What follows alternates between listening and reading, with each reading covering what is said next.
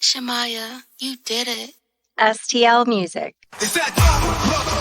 Welcome back to the show. Yo, listen up, we back in the game. Sweet the league, we got the flame. Motivated to the fullest every single day. We wake up, get it in every way. Right from the two in the global inspiration. Talk this sports and top news, no hesitation. Sweet the league is back. We always coming back, that's a fact. Wanna tell them that STL Music, mama, we did it. Where we at?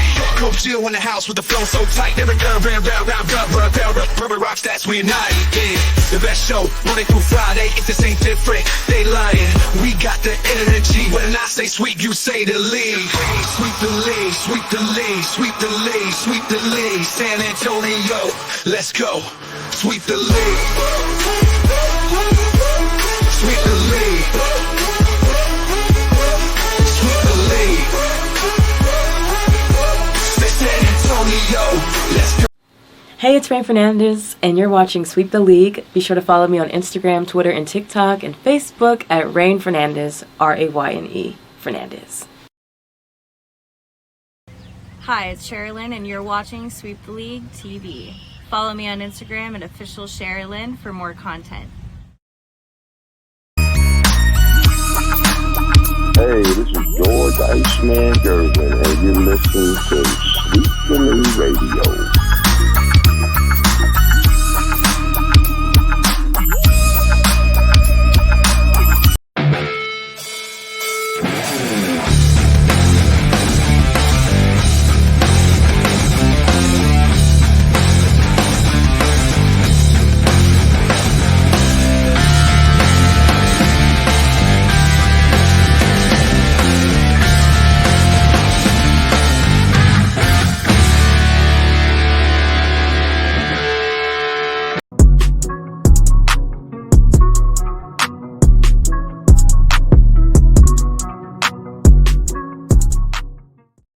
Welcome to Sweep the League. I don't know what we called it. Tuesday Night Delight. We called it the Tuesday Night Delight edition of Sweep the League. We're going to hit all four corners, all four posts of the sports world: NFL, NBA, WNBA, MLB, college football. It's going to be one of those shows where it's just a grab bag full of stuff. Whatever comes up, we're going to talk about. Also, we'll make an announcement here in a little bit for our guest tomorrow. We pretty much have confirmation for our guest tomorrow, so we'll make that announcement now. So we'll get Derek Irvin, who's going to be joining me tonight, Hall of Famer Derek Irvin. So we'll see if Coach Gio pops into the chat today or onto the stream. But nonetheless, I don't want to get this show running any later. Let's get him onto the show. It is future Hall of Famer, a week away, I think, or a week and a few days away from entering UTSA's Hall of Fame. Hall of Famer Derek Irvin. Derek, man, how are you doing, man? I'm doing fine, my man. Sitting here watching the Lynx finish off Connecticut, but I got to give Connecticut some credit for fighting to the end. So, yeah, I'm doing fine watching some basketball. Yeah, you know, it's kind of funny. I was on high on the Aces over the Liberty, but obviously that didn't happen. But it looks like the two best teams, the Liberty and the Lynx, are going to go at it with a preview coming up for the WNBA Finals. How do you feel it's going to go? Because I mean, the star power is pretty much with Liberty, you would say? Oh, yeah, I'm surprised you even picked the Aces to beat them this year, man. You know, I'm a guy that goes by that particular year. And if you look at it this year, the Aces have been up and down all season. They finished in the perfect position. They were the fourth best team in the league. And now you got the resurgent New York Liberty, and I think Connecticut they put up a good fight, but I'm going to take the Liberty over Minnesota. My favorite player is Nafisa Collier. I think she's one of the most intelligent, if not the most intelligent player in the league, but I'm going to pick the Liberty. I just think it's their year. 32-8 wasn't a fluke.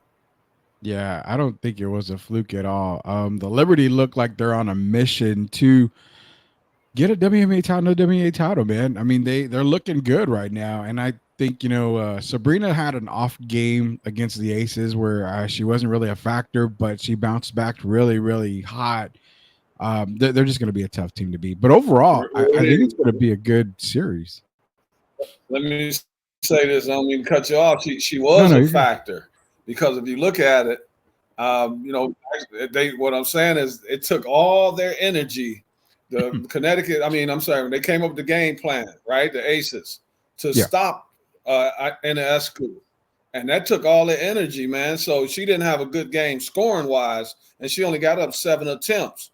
But if you look at it the next night, the next two nights later, the Aces had no legs. So her value was very important. It's kind of like taking Steph Curry out the game in the playoff series. You focus so much on him, like you've seen Sacramento try to do. And then they look around later on, you have no legs. And then what does a guy like Steph do in the last game, the elimination game? Goes for 50. Yeah. So you're trying to limit him, but you're taking your energy while doing so. Yeah, true. That's a very good point. I mean, even though she may not be a factor in the scoring column, she's a factor everywhere else on the court. And the Nescu and Brianna Stewart duo, I mean, to me, that's tough Best to duo guard. in the league, man. Best duo in the league. So you're going Liberty. I And could be four. that guy that just says the Lynx just to kind of be different. I don't know. In fact, I think I'm going to go with the Liberty. The Liberty are going The to. Lynx are a very disciplined team. They have the coach of the year, Cheryl Reeves. Cheryl Reeve, not Reeves, Reeve. And they play a very disciplined brand of basketball. The only reason I'm picking them to lose is because I think the Liberty has a height advantage.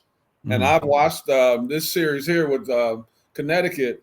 Minnesota has kind of struggled on the defensive backboard sometime, and they've struggled on the offensive backboard.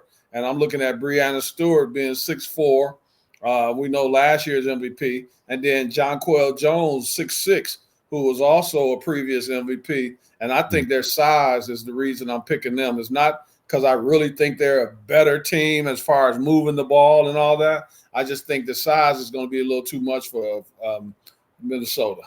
You think this is a series? Now, Minnesota drafted Alyssa Peely out of Utah this past year. Do you think this is a series with the Liberty that you're going to probably see her on the court to just kind of be a little tough on the size for New York? Because she's not getting a lot of run this year. Obviously, she's a rookie. Minnesota has their rotation.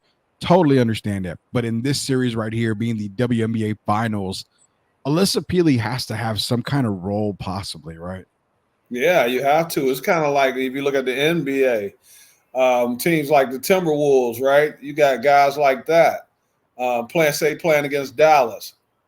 So Dallas had to put some more size on the floor. I like guys like PJ Washington or whatever, but they had to go to guys like Maxi Kleber, Derek Lively, those guys, Gafford. Even if say they didn't want to play Gafford as much, they had to go to him to try to match up size wise so that they could, get the rebounds. And the rebounds, as you know, on both sides of the floor are very important. So I could see that young lady playing because they're definitely going to need her size. There's no doubt in my mind. There is no doubt. I think Alyssa Peely, she's going to be some kind of factor. They should try to get her into the game with her inside presence. She can make it a little tough for Brianna Stewart on the boards. I mean, I think you may see her play a little bit of the WNBA Finals. They may utilize her here. One more note: this is not WNBA news, Derek. This is actually out of college, but very, very good thing to happen for the. Yes, you're right. I'm sorry, breaking the news here. USC sophomore phenom Juju Watkins agreed on a multi-year contract extension with Nike that will give her one of the richest shoe endorsement deals in women's basketball history. I mean, if there's a player that you definitely want to be tied to right now, Juju Watkins is probably that player in college outside of Paige Beckers as well. But I mean, nonetheless, bravo for Nike. They got a good one right there with Juju. I got to give a shout out to Caitlin because I really believe this doesn't happen without the Caitlin Clark notoriety and her getting the big deal. She's paved the way, whether you like her or hate her. Or I won't say hate her because this is just a game. But if you dislike the way she plays or whatever it may be, she set the standard. And I'm glad to see these young ladies flying on chartered flights now. And now they're getting these shoe deals that we've already thought they deserved. Man, they've been underpaid so many years. And this is changing of the guard, I'll say. And I'm happy to see these ladies continue to get paid, make up for the money that they deserved years ago. Yeah, no kidding. Great deal for Nike with Juju Watkins. It's going to be a great, and we've already said they've got 2 expansion teams coming into the WNBA. The league's growing where everybody figured, well, the league was hot in the beginning and then it's gone downhill because there was no support. You've seen teams change. You saw Utah come to San Antonio, then go to Las Vegas. There was just no consistency. Now you're seeing expansion. So hopefully the league does get better. The pay scale should get better. I know they've got that new TV deal. A lot of it, yes, you can point to Caitlin. I mean, she had a lot to do with a lot of stuff that's going on, but also, like we've mentioned before, the new crop of WNBA players coming in from college is going to help even more. Like we talked about, Caitlin Clark, Angel Reese. You have Cameron Brink. I mean, she was injured. I mean, she got injured early, but you've got her as well. You've got Juju Watkins, Paige coming in. You've got Nafisa Collier. You got a lot of great women playing the game right now. It's going to just continue, man. Cameron Brink is Rudy Gobert with some skill. Oh yeah, with an offensive repertoire. I was so sad when she got hurt because watching her in college at Stanford, just a really good player, a very intelligent player, and to see her go down, you see how important she was to the LA team. It cost the coach their job. And I was happy to see Rakia Jackson make the All-NBA, the rookie team. But without Cameron Brink, they were a shell of themselves. So hopefully she'll come back 100%. I think she's very good for the game. And, man, when she gets healthy, I'm telling you now, they talk about Asia Wilson's defense. I think Brink might be even a little more versatile defensively than her. Yeah, Cameron Brink, I mean, she was my rookie of the year to start, and that's over Caitlin and Angel Reese. I figured she was going to be a rookie to be dealt with, and, you and I had laughed about it because it's Cameron Brink and who I'm trying to remember the other girl that they have there, Rakia Jackson. Rakia Jackson. Mm-hmm. And then we talked, well, I mean, they're the worst team in the WNBA. Could they go and get a Paige Beckers? Oh, my God. I mean, then you're talking about that LA Sparks team being one of the top teams pretty dang quick, man. One of the top. They get her. For me, they start off the next year, 2025, as the favorite to win it all, regardless of what happens with the Liberty. If you add a Paige Beckers or Bukers, however they pronounce it, if you add her to Rakia Jackson and a healthy Cameron Brink, they would be the favorites because they also have some other players that are pretty good on that team. It didn't pan out when you lose your inside presence on the offensive end and the defensive end, Cameron Brink, who can also go out space the floor by shooting threes, pick and pop or pick and roll. And that hurt their team. It's not that they're a bad team. They just sometimes when your weapons are taken away, you know what happens. You just don't have those guys that extra push, I'll say. Yeah, and that's going to be the cool thing. I mean, I'm excited for the next season already. We're not even done with this season, and I'm ready for next season to come because it was such a great season for the WNBA. Talking to Hall of Famer Derek Irvin, Rudy Campos Jr., Coach Joe is on PTO time again, so I got to look at his hours, Derek. I'm paying the guy for no reason here. I'm paying him for no reason here, but hopefully he'll be there tomorrow. Hopefully he'll be on. We can talk to him. We'll get to that guy. So we're gonna announce the guest for tomorrow. Just shot off the email, so we're gonna make sure that we've got confirmation. But I'm pretty sure we do. We're gonna announce the guest here in a little bit. But WNBA, we're both going with the New York Liberty to win the WNBA finals this year, become the WNBA champions. Wipe our hands clean. Get ready for next season on the WNBA because it's gonna be a good one. It's going to be a great one. Derek, we're going to move right on from WNBA.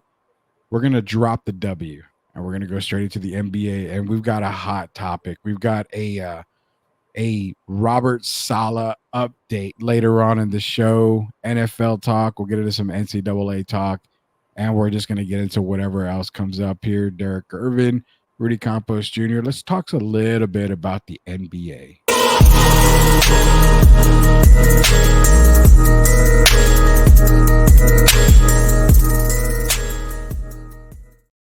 So preseason is kicking off, and last night the San Antonio Spurs played their first preseason game. It was against the Oklahoma City Thunder.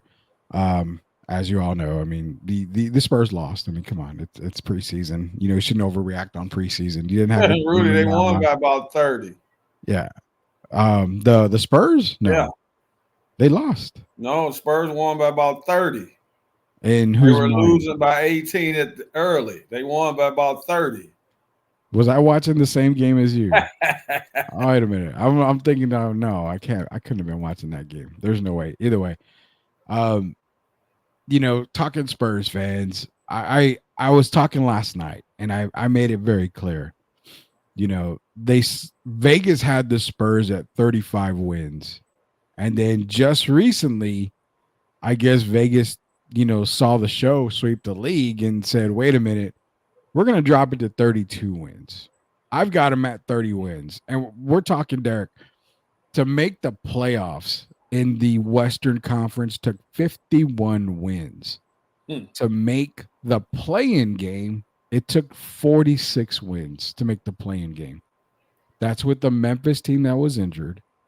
So, teams got good in the West. Obviously, Phoenix got good. Houston's been good. They're improving. Sacramento got DeRozan. They got better. DeJounte Murray's a Pelican, so they got better. I have said on Locked On Spurs with our good friend Jeff Garcia, and I've said on this team, don't be surprised if the Spurs at best are the third worst team in the West, with Utah and Portland being behind them. But I can't even put Utah behind the Spurs. So they may be the second worst team in the West. How true is that statement? After yesterday, and I have to be clear, Spurs end up winning by 5, but they were up by about 30 points. And, they started off down 18, and then they took over the game. And if you look at it, though, Rudy, they defend. Of course, Keldon Johnson has trimmed down. That was good to see. And they play without a lot of their guys. Of course, Victor didn't suit up. But if you look at their team, no Chris Paul, they really defend, man. And it was impressive. I watched them play against most of the guys that are going to be playing regular minutes. That includes Caruso and Hardenstein and all those guys. And the Spurs were taking them out of their sets. So it was impressive to see. But I look at the roster overall with Harrison Barnes and Chris and whoever. I just think they're in the wrong conference, I'll say. And it's going to be tough, man, because these other teams, like you mentioned, are continuing to get better. You got teams like the Houston Rockets. I might put the Spurs over the Utah Jazz. I think their defense will be better than Utah's. I think they'll get into their sets better because they have a guy like Greg Popovich. But it's going to be hard, man. If they make the play-in, the fans really should be happy. And that should be the goal this year, is for them to even get to that 8th or 9th spot. That, to me, that would be a good season. Yeah, I'm not going to argue with you on Utah being worse than the Spurs. I kind of have them, bouncing back and forth. Clearly, Portland. I mean, Portland, they're just too young. I don't buy the Portland, team just right now. But, I mean, it's Utah, Portland, and San Antonio in the West that I think is going to be the bottom 3. And, I mean, I'm not going to sugarcoat it. People are like, well, they got to be better. Not necessarily. I mean, they're going to be better. They don't have to be. Yeah, and that's what I'm saying. People think that adding Chris Paul and Harrison Barnes automatically puts them at 40 wins. A 38-year-old Chris Paul, not the 28-year-old Chris Paul, and a 30-something-year-old Harrison Barnes. This is not the Golden State Warriors Harrison Barnes. He's still a very serviceable player on both ends of the floor, but the Spurs have gotten up in age. And then you look at our situation. If, say, Chris Paul were to pull a hamstring or something, we've seen that. I'm not wishing that on him. He's one of my favorite guards of all time, point guards. But if he were to get hurt, now we go to Mr. Jones, who I thought played quite well last night. But you're talking about competing with these teams, and that includes the Nuggets, who are not happy with the way they finished last year. Yeah. And Dallas wasn't too happy. So you got some teams other than the Spurs that are kind of not satisfied with where they were last year. Phoenix Suns, the playoff team, ended up a 6th seed. So they know how important it is this year to not be a 6 seed. And you want to be able to get home court advantage. And that's why these guys, the Lakers, Clippers, whoever it may be, are going to be playing for that, like it's their life on the line as well. And that's where I think the Spurs are going to come up short. All these teams are going to be fighting for these spots, and they don't want to be in the play-in games. You see what happened to Golden State. Yeah. It takes exactly. you when you have to play these play-in games, and especially if you're the 8th, 9th, and 10th team, it's too hard. So I'm hoping the Spurs do well, but it's going to be a rough season. Yeah, I agree with you. It's going to be another long season. I've been telling people you got to expect another long season. If they win 28 games, which I have them at 30, and I'm giving them 8 games, because there was a lot of games last year where they were leading at the end. They just got turnovers and just couldn't take care of the ball. So, Chris Paul's going to change a little bit of that right there. He's a better point guard than what they had in previous years. He's going to get them a few more wins. Second-year Victor is going to get them a couple more wins. But for everybody out there thinking it's 20-plus wins, I mean, this isn't – Tim Duncan's not walking through the arena. David Robinson's not walking through the arena. George Gervin's not walking. None of these guys are walking through the arena. Larry Keenan, who I talked to earlier today, Larry Keenan is not walking through that door. Not at all. So, again, you're going to see improvement. I just don't think it's the leaps and bounds improvement that a lot of people – hell, we could be wrong. They could be the team to beat in the West. I have no idea. But if you're a betting man, chances are a lot of people are. I'm betting that it's still going to be another rough season. 30 wins right there. 8 wins more than what they had. If they win 35 games, and I'm saying this publicly, if they win 35, that's a win. To me, that's a great season because how many they win last year? 22. 22. So if you go from 22 to 35, that means you're on an upward trend. Yeah. And that's what fans have to realize. Rome wasn't built in a day. And that's what you're looking at now with the Spurs. So any improvement is a good thing, and fans need to understand that. You got to be realistic. And realistic for them is 30 wins, maybe even 35. If they win 35, hell, Victor might be MVP. Yeah, that would be – I mean, you're talking a 13-game turnaround. That would be pretty impressive right there for the San Antonio Spurs. You're giving them a lot more credit if they do win 35 there. And that's hell, Derek, a successful season for me is 29-30 wins. That's a bonus for me right there. Nonetheless, because it's way above 22 wins. I don't think they're going to go to 22 wins. They're still going to be around the 28, 29 mark win for right there. Jeff Garcia, Locked On Spurs, is asking, will Derek let out his inner geek at Big Texas Comic-Con on Saturday? Are you going to geek out with all of us, Derek? Hey, man, hell, sometimes you have to get on the bandwagon and join, you in Rome, do as the Romans do. So I plan on being out there to have fun. I'll tell you that. So we'll see what happens. But right now I'm saying, yes, sir. We're going to be out there at Big Texas Comic-Con starting Friday. Myself, Shemai, and Derek, we're all three going to be there on Saturday. Shemai and I, and also another special guest, will be there on Sunday as well. Friday, I'll be out there for a little bit on Friday, but again, you're going to catch us all on Saturday. Stop by the Sweep the League table, grab a sticker. We've got about 80 stickers made, so grab a sticker. For those of y'all that want a Derek Gervin autograph before he goes in the Hall of Fame, and then they just go way up in value, you may as well get him now, because once he goes into that Hall of Fame, that's a lot of money to be paying for those Hall of Fame autographs. I'm going to tell you that much right now. Tim Gonzalez in here. Gio needs more NIL money, man. He's basically just wiped all of our money out. You think the WNBA will ever come back to San Antonio? I would say this. I think it would definitely come back to San Antonio, but I'm going to say you probably still have to give the league another 6 to 8 years before we actually see another expansion for the WNBA. I think it could be coming back to San Antonio. It makes a lot of sense. You've got a brand new arena going up for the Spurs. That's bonus right there for any WNBA team looking to expand, maybe looking to move. That's a huge bonus. So I would say give it between 6 to 8 years.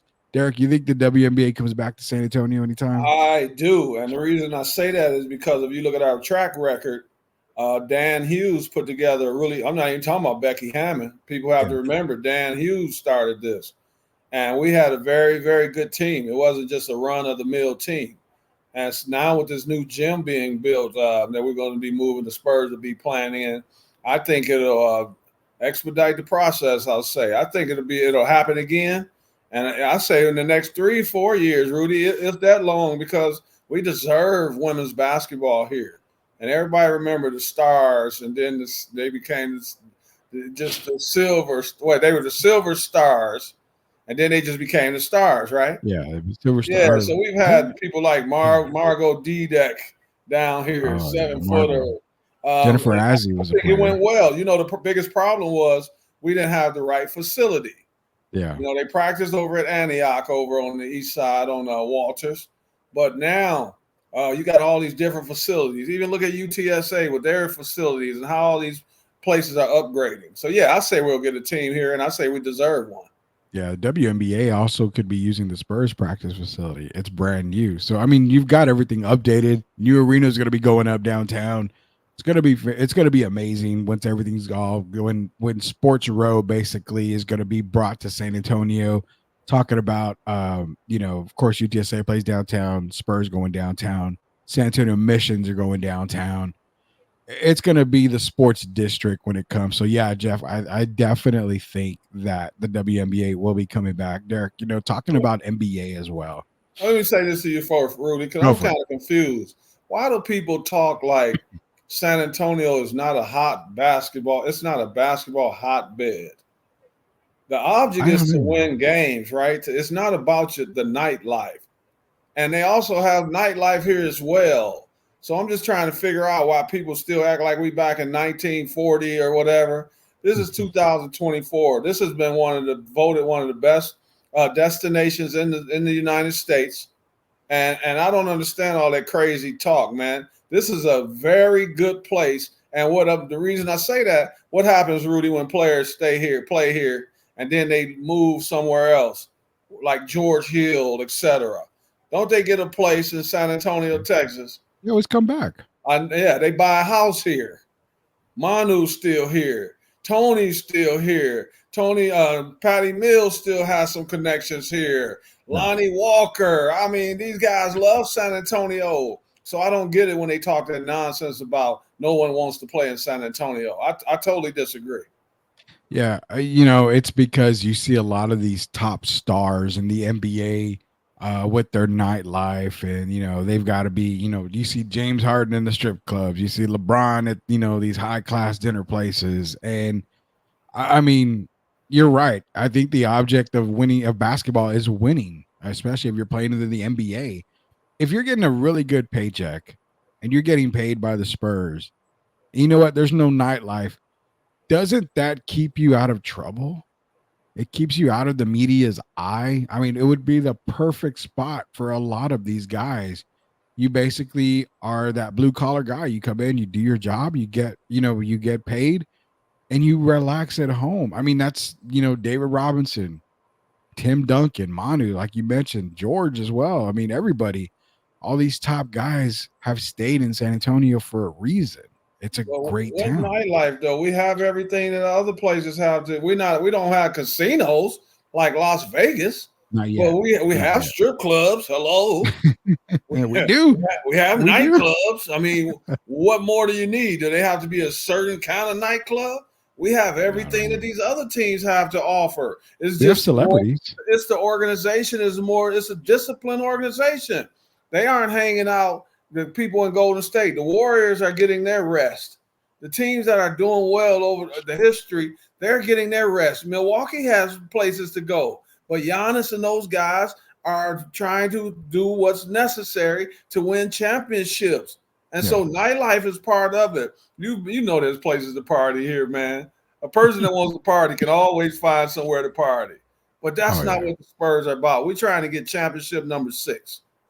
Yeah, and that's the thing. Who knows? Everybody says people want to play with Victor. All these top stars, they want to play with Victor. And we're going to see how true that is. The summer of 2025 is a big summer in NBA because you've got a massively good draft class coming in.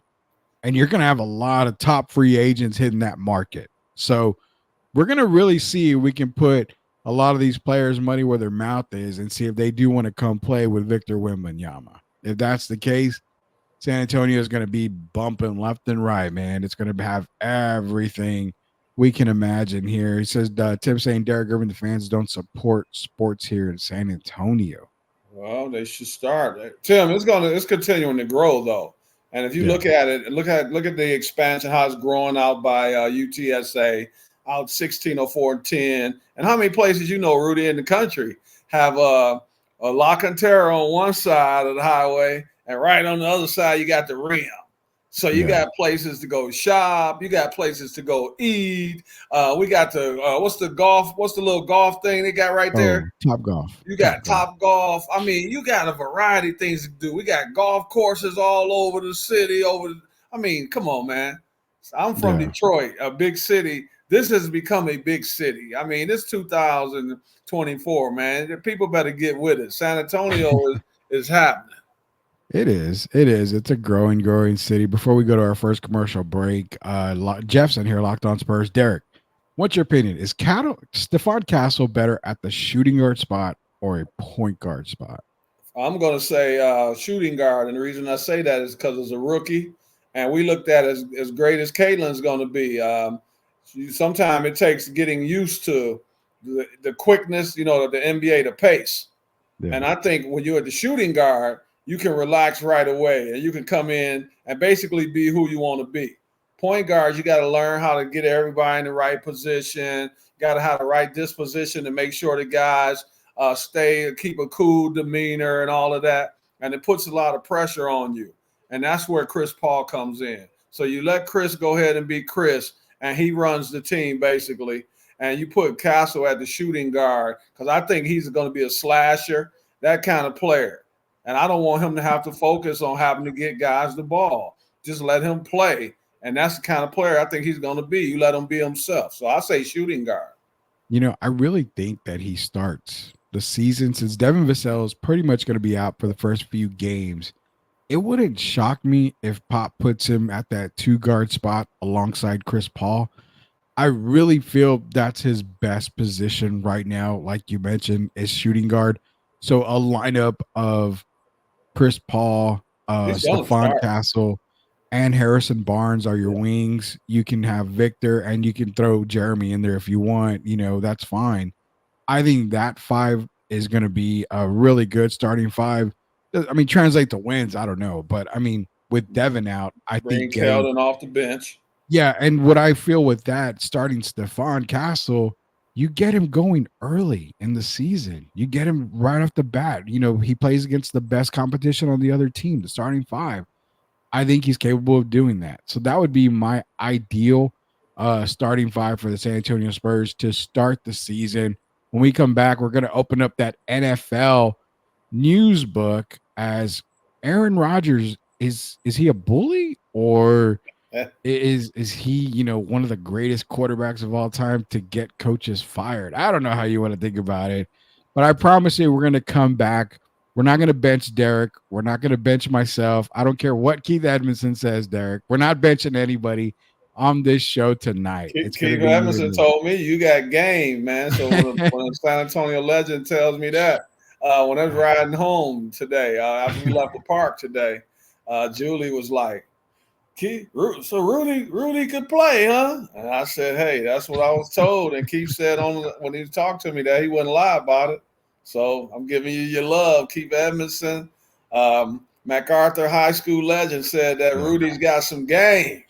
Oh, y'all heard that? Y'all hear that? I'm gonna grab the tissue box because I'm tearing up right now hearing that Keith Edmondson said I could play some basketball. But when we come back, we're gonna open up that NFL bag here, talk some NFL news, get over to some scores, and Cowboy fans, listen up because I talked about it last night. Tough 6-7 game stretch coming up. Can they actually win and go 500 for the season after this stretch? I don't know. We're going to figure it out when we come back. Hall of Famer Derek Irvin, Rudy Coppola Jr. Are you looking for a contracting company that gets the job done right the first time? Look no further than MCS General Contracting. MCS specializes in top quality concrete work, including patios, driveways, foundations, and swimming pools. The team of experts are dedicated to delivering exceptional results and unparalleled customer satisfaction. At MCS General Contracting, they're not just hardworking, they're local. Based in San Antonio, they are committed to building relationships and trust within the community. That's why MCS guarantees your satisfaction. They pride themselves on getting the job done right the first time, every time. So why wait? Contract MCS General Contracting today to schedule your project and experience the difference for yourself. MCS General Contracting, building a better San Antonio, one project at a time. Proud sponsors of Sweep the League.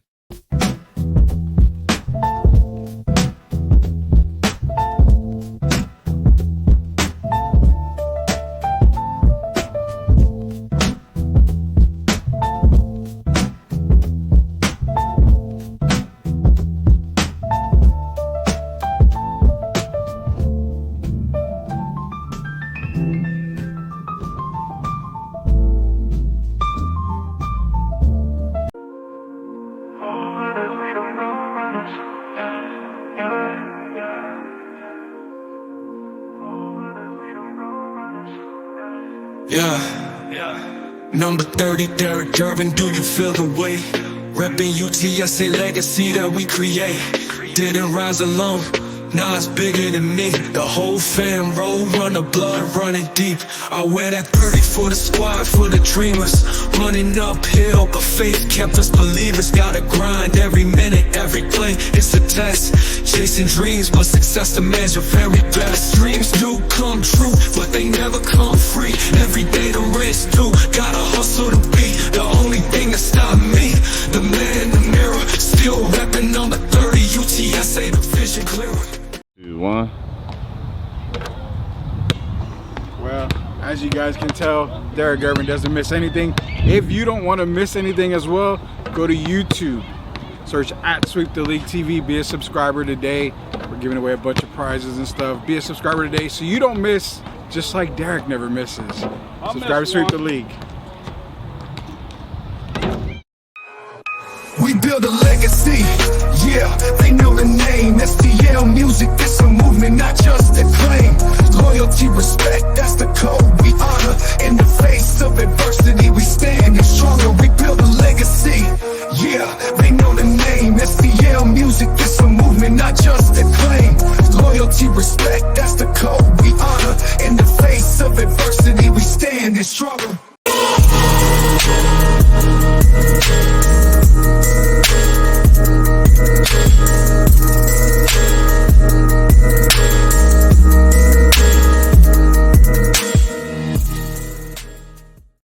All right, welcome back to Sweep the League. Rudy Campos Jr., Hall of Famer Derek Irvin. Shout out to MCS General Contracting, proud sponsors of Sweep the League. If you need that deck built for the patio, you need the driveway redone, hell, you need to pour the foundation for a brand new home going up, Lehan, the boys are going to take care of you at MCS General Contracting. You own a business, you need that parking lot repaved, redone, or just add a parking lot in general. Call them over at MCS General Contracting, proud sponsors of Sweep the League. And yeah, that was the first time I saw the video that Shemaiah made, man.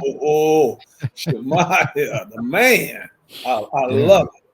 Yeah, we did a photo shoot, well, video shoot earlier. Derek and I did a video shoot at a local park, and we had to get some footage for him. And yeah, Shemaiah got it done in, man, record time. That's crazy that he got it done like that. It's unbelievable, man. I'm gonna happen just to make that happen. Like you said, it wasn't even that long.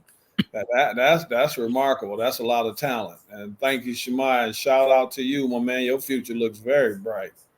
Yeah, Shemaiah's future it's so bright. We need sunglasses. I'm not gonna lie. That guy's really, really big. But unlike Shemaiah's bright future, Robert Saleh's future is pretty much done in New York. Jets fired Robert Saleh. Apparently, he had to be escorted by security. Oh, boy, come on. Really. And then what's funny is that I think he demoted Nathaniel Tackett from offensive coordinator And then 5 minutes later, he was fired. And then he had to be escorted out of the building. Kind of knew this was going to happen. I mean, the writing was on the wall. It was a matter of when it was going to happen. I don't know. I mean, obviously, you're not going to put the full blame on Robert Saleh, but somebody has to, dive onto the sword, is what they say, fall on the sword. It was Saleh, but do you possibly see that the Jets are going to bounce back with a new coach? I mean, hell, there's people wanting Bill Belichick to take over the Jets job again. Let bygones be bygones, take over the job, Bill. But can we see the Jets rebound now that Saleh is gone? I don't know, man, because they're basically putting the blame on Salah, but Aaron is not the same guy. We all know Aaron is 40 years old. Aaron didn't come in early this year, for camp. Yeah. So that alone kind of sets him back, puts him back, and they making the coach the scapegoat, man. I don't like that because they kept Nathaniel Hackett, and as we already know, yeah, Saleh is not the one who picked Nathaniel Hackett. That was the Aaron Rodgers pick. Yeah. And so they keep him as the offensive coordinator, and then they make the defensive coordinator interim coach the rest of the year. It has a bad smell, Rudy, because 5 games into the season, it can go either way, of course, but it just doesn't seem right, man. You didn't get a guy a few more weeks. What more do you expect him to do? Aaron is not doing his part. And the coach we know he takes the blame. And then the way they treated him at the end, man, I'm going to tell you what it reminded me of. You remember how they treated Charles Oakley at the Madison Square Garden?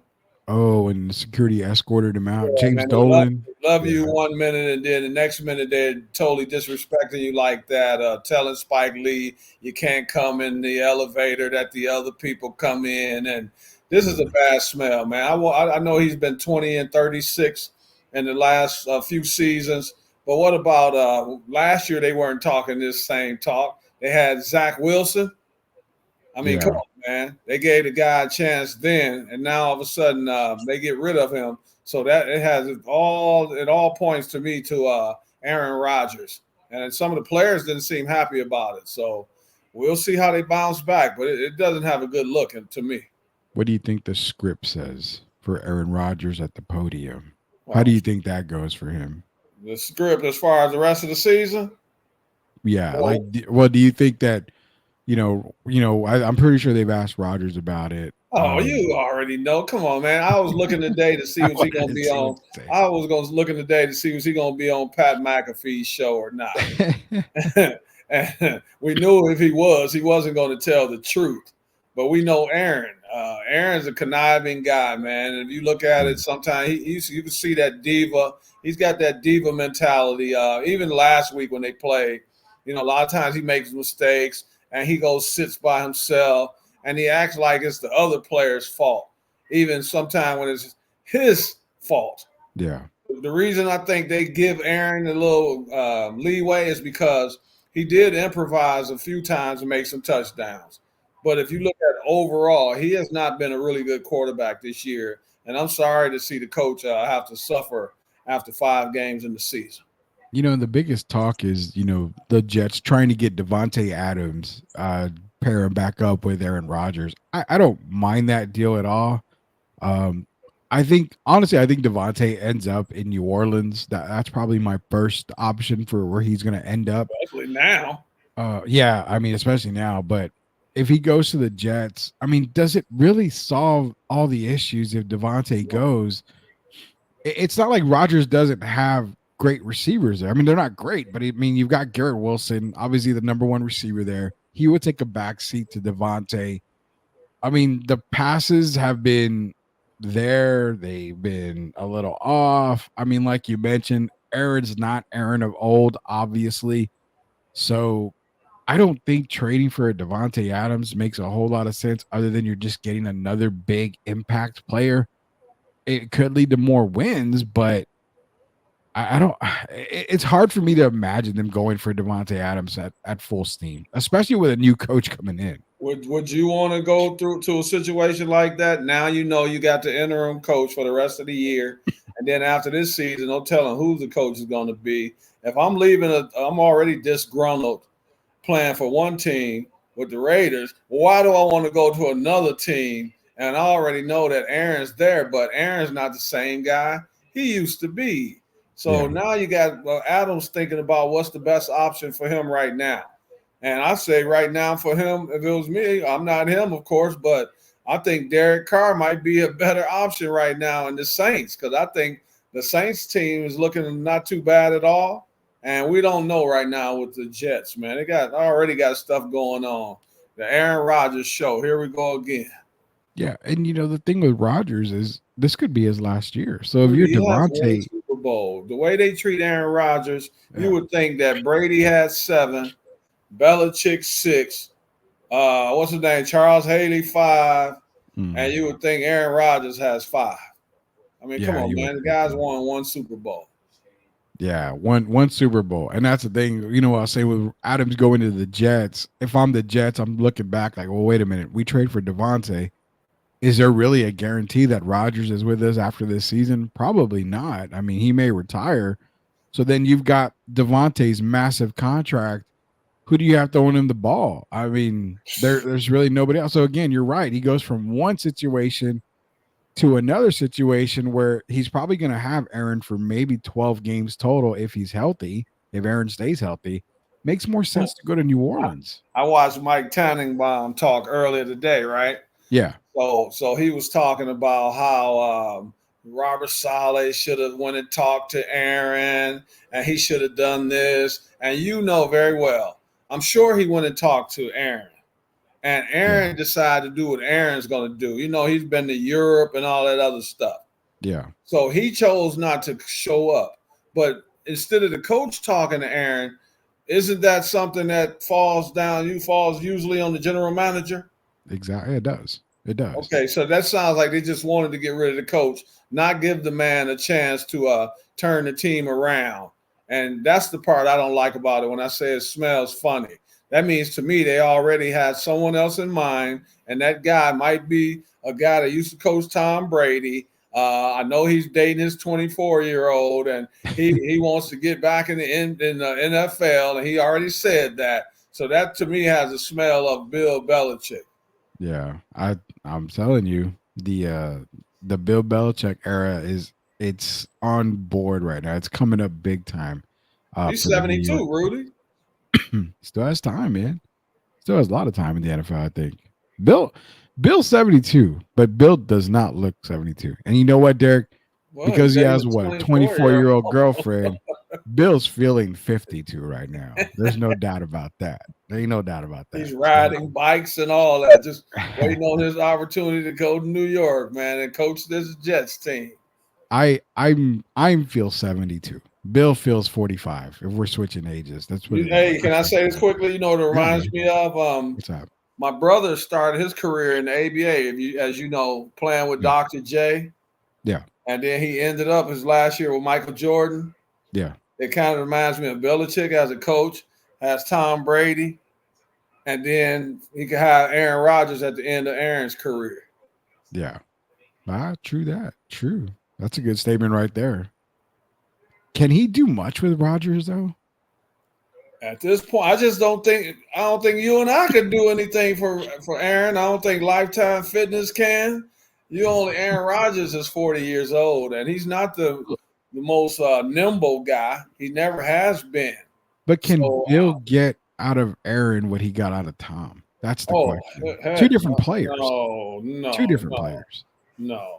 Tom comes to camp early. If you remember, Tom was getting players together before the season started, right?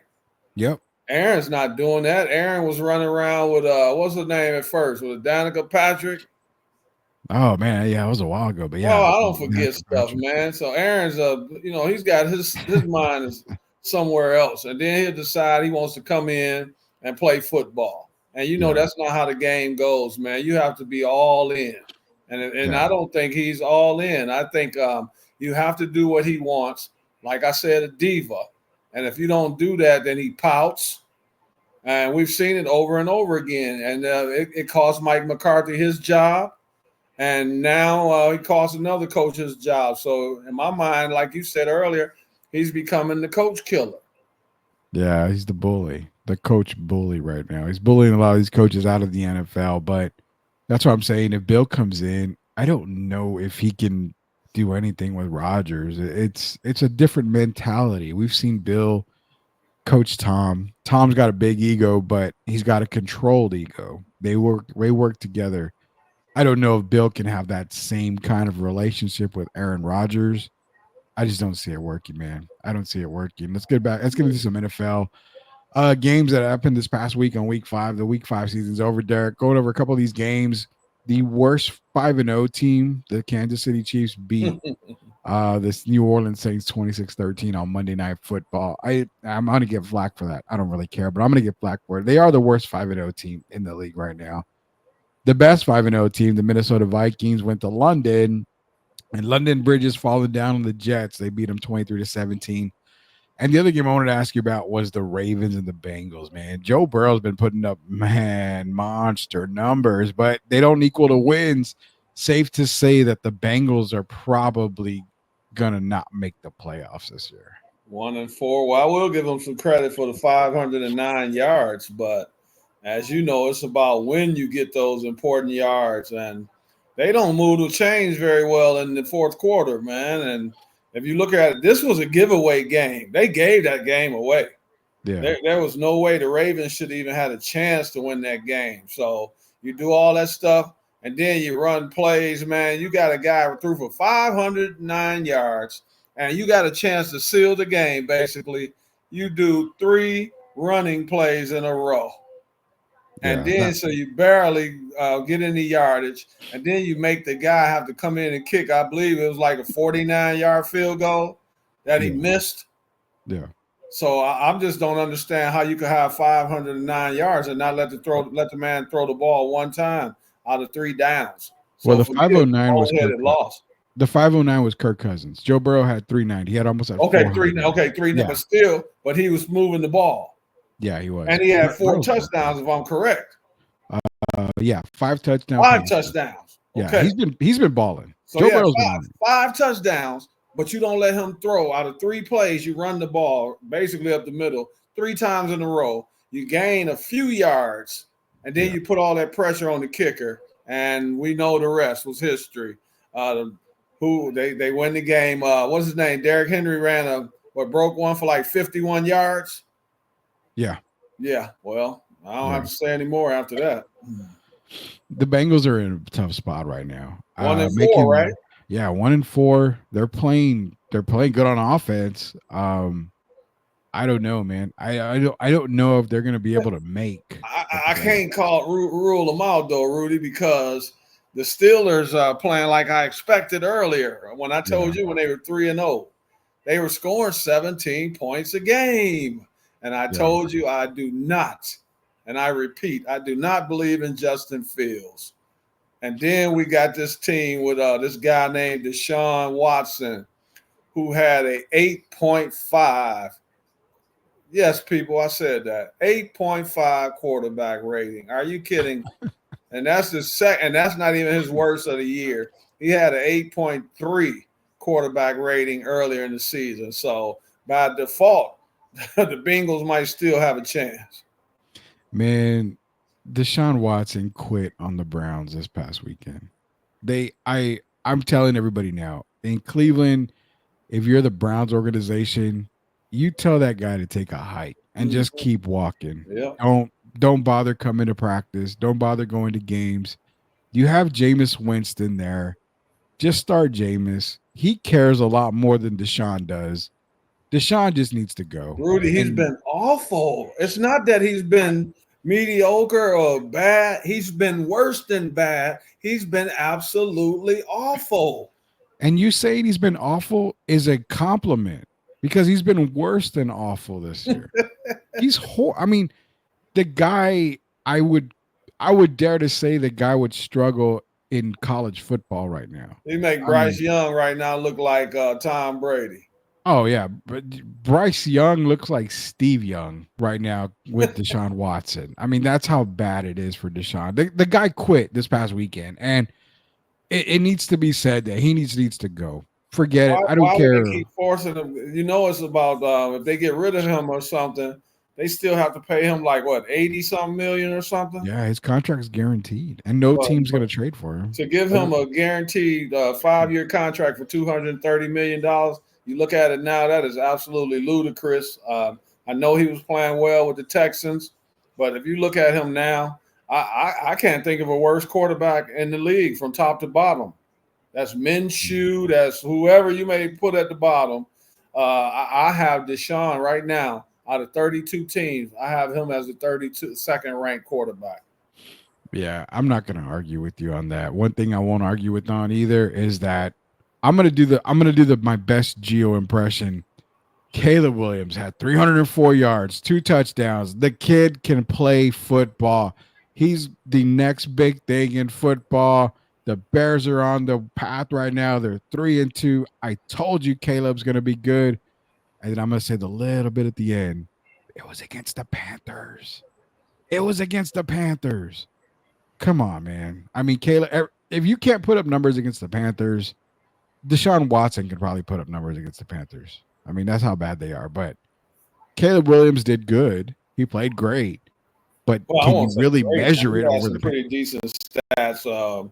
15 yards a catch or whatever. He played good for considering the competition. But Yeah. I don't know if that's really a barometer we can go by. We have to see him No. against some real competition. Yeah, definitely. Your Bills ended up losing to the Texans. It was a good game. It was a close game. Josh Allen only threw for 131 yards and a 30. touchdown. 9 for 30. I can't believe it. 30%.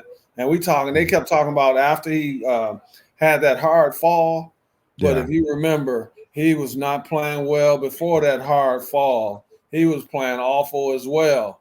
And when last time you remember a quarterback going 9 for 30, Rudy? I mean, come on, man. 30% Yeah. percentage rate.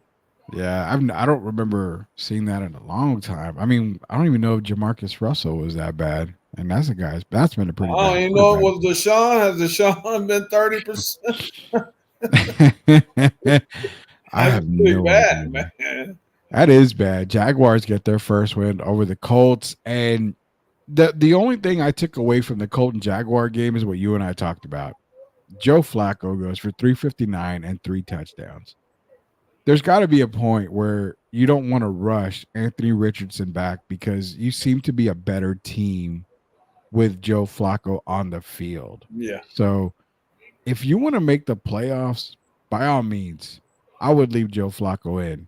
But if you want to compete to make for the playoffs, then you want to start Anthony Richardson. Richardson is not Jaden Daniels. No. Obviously. Oh, no. Oh. So what do you do in that spot? Do you stick with Joe Flacco? Flacco moves the chains, Rudy. I mean, if you look at him, you know how we always talk about when the game slows down for some players? Yeah. People have to remember Flacco is a proven winner already. He's done it at the highest level. And you look at him play, the game changes when he comes on the field. And it kind of reminded me how Kirk Cousins was when he was moving around a little bit. When he came in the game, I'm going to tell you who Flacco is to me right now. And he on a better, higher level, though, Ryan Fitzpatrick. Because when you bring in a Ryan Fitzpatrick, a Nick Foles, they did improve the team. And you look at Joe Flacco, man, he's not playing. He plays younger than he actually is. And if I'm the team, I'm really looking at Anthony Richardson, and I'm trying to evaluate if this is our quarterback of the future. But if I want to salvage this season, I'll go with Joe Flacco. Yeah, I'm with you on that. You got to go with Joe Flacco. Richardson, it brings the excitement, but he also brings the injury concern left and right. When he was drafted, the biggest thing I had on my draft card when it came to Anthony Richardson was injuries. He's very frail, and you've seen that already in 2 seasons, rookie season and this season. Very injury prone. I mean, kid can get hot, but I mean, you can't do anything if you can't stay on the field. Skip over the Dolphins and Patriots. That was bad. But Gio called me out when I told him I took the Cardinals over the Niners. Cardinals beat the Niners, man, 24-23. I don't care how it was. They ended up winning. Brock Purdy, the game manager, is that what we're calling him? 244 yards, 1 game touchdown. manager. Hey, look, man, Rex Ryan said he's Drew Brees. Drew Brees? Rex Ryan said on national television this past weekend that if you want to compare Brock Purdy, and he told all those guys on the set that you're looking at Drew Brees, and he said it with emphasis, Drew Brees. Do you think he was saying Drew Brees with emphasis? Maybe because he was thinking about Drew Brees, but meant to say Drew Bledsoe? He might have meant to say Drew Bledsoe, man. I like Brock, man, but come on. And Rudy, you got to say, though, their whole team, if you look at all their main offensive players, pretty much beat up. And then you still got your guy who was third in MVP voting out, no Christian McCaffrey. It just looks like they have no rhythm right now. We haven't been hearing Debo's name, Brandon Ayuk. Those guys, they're going to get better and get healthier as the season goes on. George Kittle, all those guys have had injuries at some point. So I'm just not gonna jump off the wagon, I'll say, for the 49ers. I think they're still gonna salvage their season, and I think they're gonna get better. But they couldn't stop that little guy from running, man. Kyler was looking like Barry Sanders out there on a few of those runs. Yeah, Kyler was looking good, man. Another good guy that's looking, actually two guys that are looking good. Bo Nix, 206 and 2 touchdowns. Whoa. And he Forget won an the argument. yards for a second. I want you to talk about the situation. I was just gonna say he won. He got another win. Say the Broncos were 3-2, 206 yards, 2 touchdowns, and one victory over Sean Payton when it came to the argument. He stood up to Sean Payton. Something that Rex Ryan's boy Drew Brees told Bo Nix at one point and told the media, like, you've got to stand up to Sean. That's what he wants to see. And Bo Nix got in his face and stood up to him. And I applaud the kid for doing Rudy, that. the part I didn't like about it, and we already know Sean, he did one thing people can never say is that he's prejudiced. Yeah. Because some people felt that way last year about when he was dealing with Russell Wilson. Yeah. But he has history of dealing with his quarterbacks like that. The only problem I had was this. When you put the hand on the guy. Yeah. Yeah, because they could have went in a different direction. And you can tell Bo didn't like it. And what Sean has to remember is Bo is not a kid. Bo is, 24 years old? Yeah. So there's a certain conduct that's expected, just like they expected from the players. When are we going to start holding the coaches accountable, man? I mean, come on. This is a grown man you're talking about, a man that's playing for his livelihood. And guys are not going to be talked any kind of way by a coach, especially when you start putting your hands on them. And I had a problem with them not addressing that. And I'm talking about the Denver Bronco organization not coming out and dealing with Sean Payton as far as putting his hands on players. That should never happen. Yeah, that should never, ever happen here. Tim Gonzalez in here. He's about talking about Big Texas Comic Con. Would I challenge Sting, the wrestler Sting, to a match? Probably, because Sting's old now. Bowling. And bowling, definitely not in wrestling. There's no way, man. Packers take care of the Rams. Rams are just, bad right now. Tons of injuries. That's not a surprise there. But another guy that's looking good. And I'm telling you, last night, Derek, when on the show, I said, you know what? Ever since I called this guy out and I said, you know what? Kyler Murray is the best quarterback in that draft class. Ever since that day, I think Daniel Jones heard me and he's turned it up a notch. He's been looking like a quarterback. Against Seattle, he goes for 257 and 2 touchdowns. Another win for the New York Giants since I've called them out. Daniel Jones is looking good. I called his ass out, and he's actually performing now, man. They winning. I mean, if you look at the way they played in the last, I'll say even when they lost a couple of games in the last few weeks, right? You could see the team getting better. And so maybe Daniel has heard all the cat calls, man. And at some point, Rudy, you just go out and you just go for it. You don't care what the media says. You don't care what the fans says, what they say. You just go out and play. And that does happen. And it look like right now Daniel Jones is playing well and the rest of the team is following his lead. And, they did that without Malik Neighbors. So, I mean, kudos to the Giants. They put off a really good victory. Give Gio a shout out because we know he likes that Daniel Jones.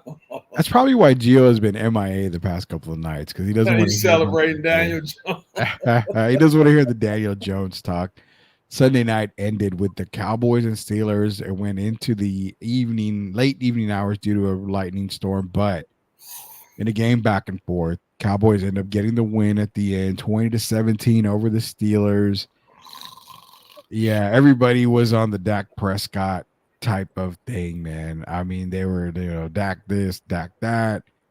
Why is it always different? When they lose, Dak's at fault. When they win, Dak's a warrior. Dak's, doing this.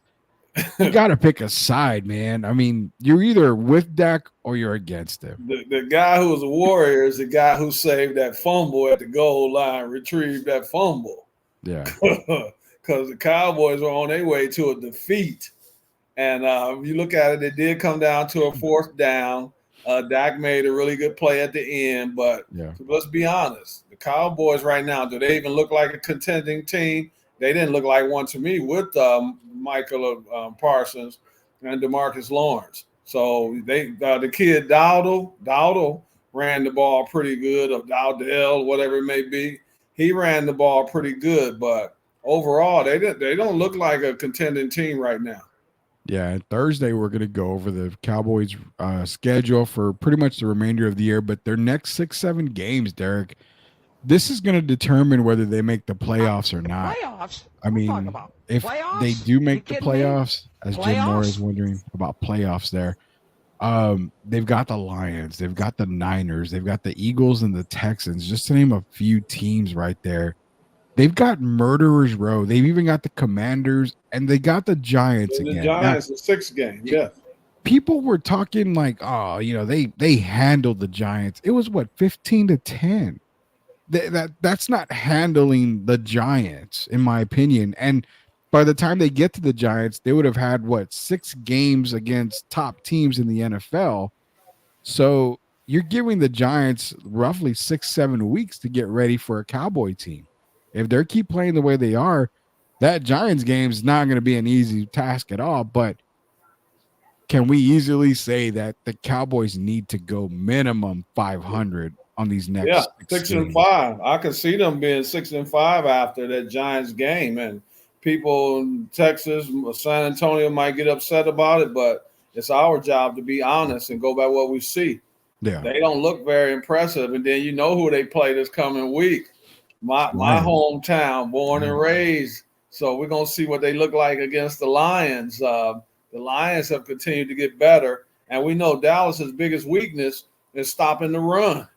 Yeah. And what team has the best 2 running? We got a combination running backs with Mr. Gibbs and Mr. Montgomery.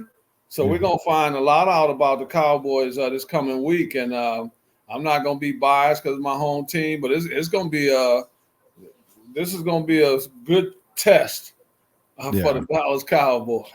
Oh, it's going to be a great test for the Cowboys because you're coming off of a good victory over the Steelers, a hard-fought victory, yes, but you're getting a Lions team that is rested coming off their bye. So they're going to be hungry. How good is the Cowboy-Lions game going to be? We're going to preview that this week on Thursday or Friday. Remember, Friday night's our pick'em night. Actually, here's the thing. Before we go, I got to let everybody know about this. So Friday night show, we're planning to still do it about 9 o'clock, but we are doing Big Texas Comic-Con. So it might be 9:30 before we get to the show, but it will happen Friday for our pick'em show. Thursday should be normal. Now tomorrow, as of right now, we're going to make the announcement. Tomorrow night, we are planning to have Hofstra men's basketball coach and former NBA champion with the San Antonio Spurs, Mr. Craig Speedy Claxton, is planning to join the show tomorrow for myself, for Derek, and hopefully Coach Gio. So, as of right now, we're looking to have Speedy Claxton on the show tomorrow. We're going to talk to him about his NBA run with the San Antonio Spurs in their title year. Talk to him about how he's doing at Hofstra as men's basketball coach.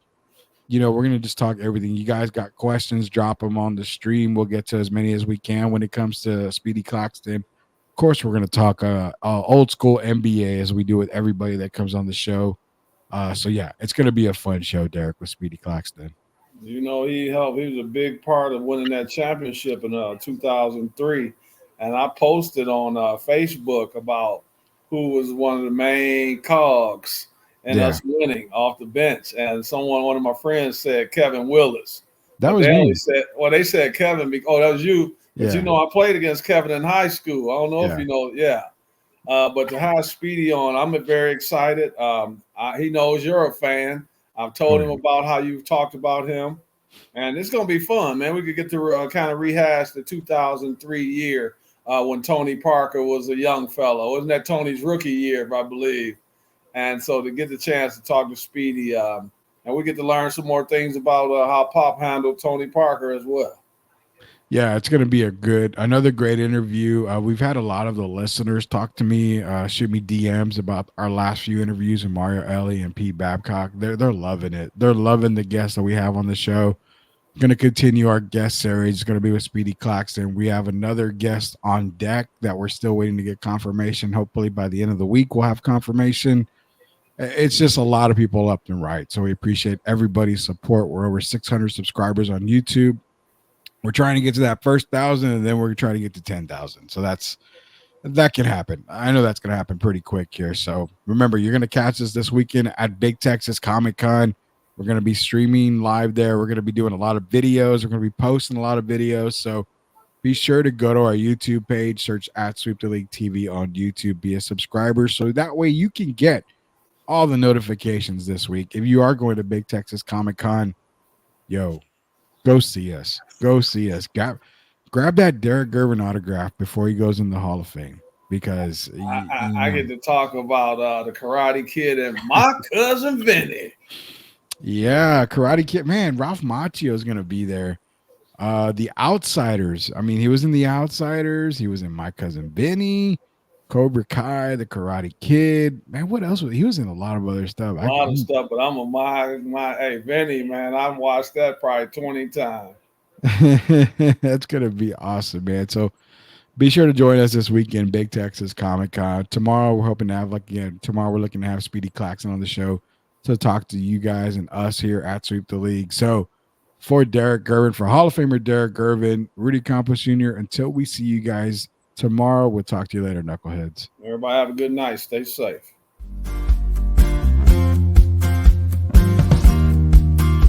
Are you a hockey fan looking for the latest on the Edmonton Oilers, Pittsburgh Penguins, and NHL news of the week? Barry and Carson Best bring it all to you on the Best Boys Center Ice podcast. They break down games, provide insider updates, and keep you up to speed every week. Don't miss out. Subscribe now and join their hockey family. Welcome to the Lean Left, Lean Right podcast, where spirited debates and open discussions reign supreme. Join hosts Rudy and Shemaya as they dive headfirst into the hottest topics in politics and beyond. They're all about seeking common ground without losing their passion for their perspectives. If you're ready for real talk and honest opinions, subscribe now and join the conversation.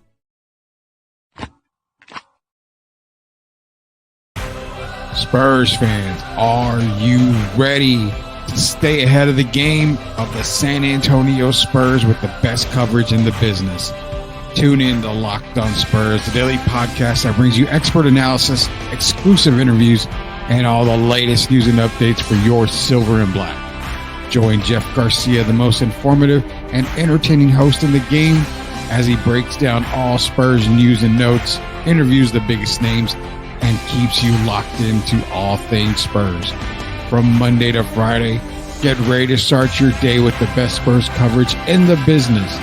Don't miss out on the expert opinions, the hot takes, and the can't miss guests. Make sure you're locked in with Locked On Spurs. Subscribe to their YouTube channel now and stay ahead of the game all season long. Locked On Spurs. It's the best Spurs coverage in the business. Don't miss out.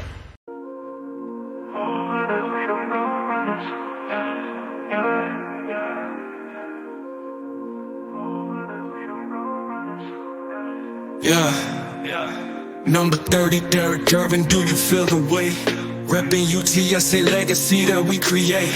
Didn't rise alone, Nah, it's bigger than me. The whole fam roll, run the blood, running deep. I wear that 30 for the squad, for the dreamers. Running uphill, but faith kept us believers. Gotta grind every minute, every play, it's a test.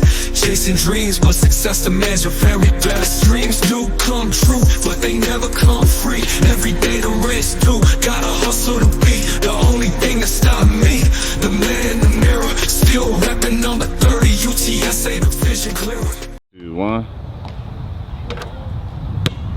Well, as you guys can tell, Derek Irvin doesn't miss anything. If you don't want to miss anything as well, go to YouTube. Search at Sweep the League TV. Be a subscriber today. We're giving away a bunch of prizes and stuff. Be a subscriber today so you don't miss, just like Derek never misses.